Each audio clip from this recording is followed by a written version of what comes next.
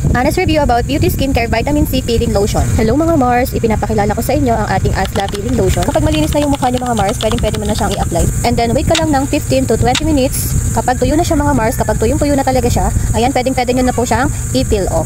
Hyaluronic acid na nga pala siya mga Mars, kaya 100% organic yung ating product. Which is, nagbe-benefit po siya with skin hydration. Gustong-gusto ko siya kasi nagre-remove siya ng mga dead skin, nagma-moisturize din siya, and then nagla-lighten ng mga fine lines. At ang bango niya ha, ang may orange talaga siya mga Mars. Ang produktong ito ay mayaman sa natural na extract and whitening moisturizing essence. Ang paggamit nito mga Mars ay twice a week or bahala kayo kung araw-arawin. Okay lang din naman. Hindi naman siya rejuvenating set, parang face mask lang naman siya mga Mars. 100 grams na rin siya per bottle. At ayan, tapusan natin lagyan lahat. Wait na lang tayo ng 15 to 20 minutes, pero ang ginagawa ko talaga is tuyong-tuyo bago ko siya i-peel off. Sinecheck ko talaga kung tuyong-tuyo na siya bago ko siya i-peel off.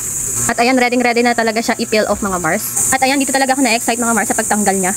Nakakatuwa lang kasi sobrang gaan sa pakiramdam. At kapag ginagamit ko rin nga pala ito, is nalilesen din talaga yung stress ko sa buhay.